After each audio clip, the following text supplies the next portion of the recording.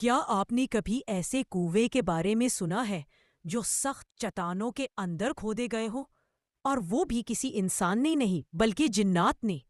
یہ ہے سعودی عرب کے شمالی علاقے کا ایک پراسرار مقام، لینا۔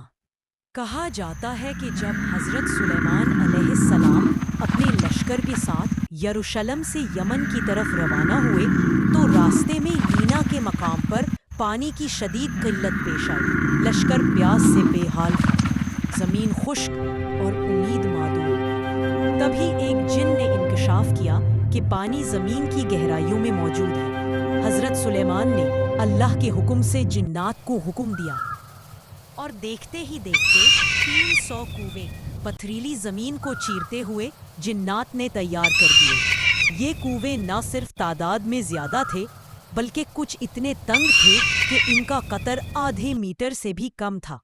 یہ کیسے ممکن تھا؟ کیا واقعی انسانوں کے بس کی بات تھی؟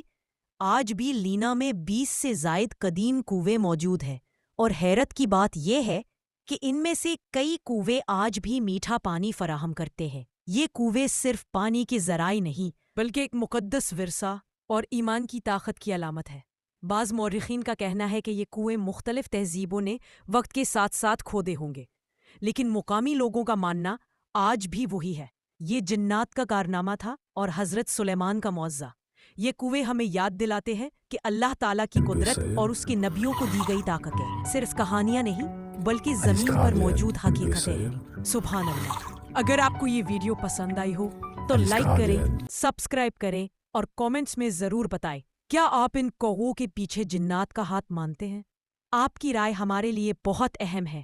اللہ ہمیں اپنے نبیوں کی عزت اور ان کے معجزات پر ایمان رکھنے کی توفیق دے۔ آمین۔